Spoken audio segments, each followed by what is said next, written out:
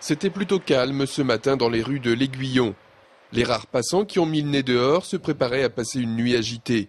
Une violente tempête est en effet annoncée et beaucoup de revivre les pires moments de la tempête Xynthia.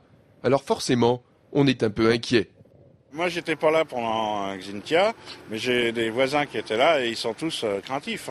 Bon, c'est vrai que cette nuit, quand ça bufflait bien, on avait un petit angoisse.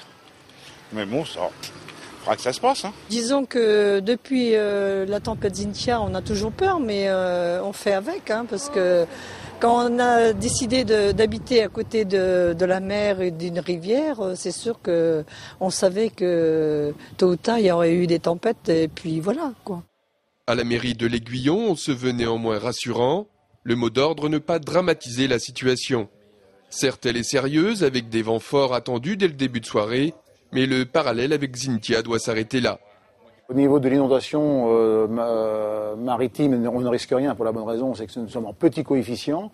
Et à l'heure où il y aura un coup de vent entre 100 et 120 km/h, ça sera marée basse. Donc, ce qui veut dire qu'il n'y a pas de risque et que la population soit rassurée, qu'elle puisse effectivement dormir tranquille. Maintenant, ceci dit, il y a des précautions aussi. Fermer les volets, rassembler les affaires.